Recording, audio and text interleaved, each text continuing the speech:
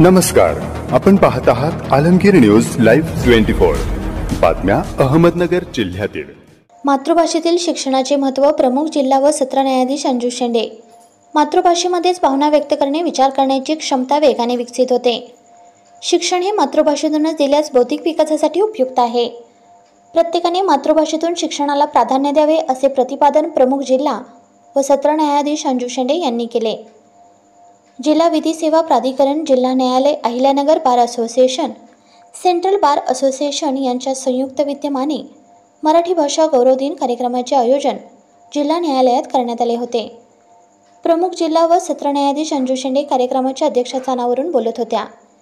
जिल्हा सत्र न्यायाधीश यस.व्ही. सहारे, जिल्हा विधी सेवा प्राधिकरणाच्या सचिव न्यायाधीश भाग्यश्री पाटील, वरिष्ठ स्तर दिवाणी न्यायाधीश एल.एस. पाढेन, कनिष्ठ स्तर सहदिवाणी न्यायाधीश व्ही.व्ही. सुपेकर, जिल्हा सरकारी वकील सतीश पाटील, शहर वकील संघटनेचे अध्यक्ष ॲडव्होकेट राजेश कातोरे, जिल्हा न्यायालयातील प्रबंधक एस.एस. उल्हाणे, दुभाषक पल्लवी मुथियाल आदी यावेळी उपस्थित होत्या। न्यायाधीश अंजू शेंडे म्हणाले की भाषेचा वापर कमी होत आहे, त्यामुळे मराठी भाषा संवर्धनाची गरज आहे। मराठी साहित्य, नाटक, लिखाण वाढवायला पाहिजे, त्यामुळे भाषेचा विकास होतो। मराठीचा कार्यालयातील कामकाजात जास्तीत जास्त उपयोग कसा वाढवता येईल यावर भर दिला पाहिजे। दैनंदिन जीवनातील काही वाक्यप्रयोग सांगून त्यांनी मराठी भाषेचे महत्त्व विशद केले।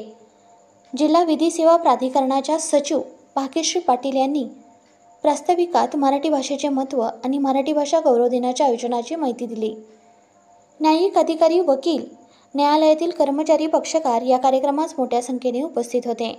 ॲडव्होकेट रुपाली पठारे यांनी सूत्रसंचालन केले। ॲडव्होकेट श्री राजेश कावरे यांनी आभार मानले।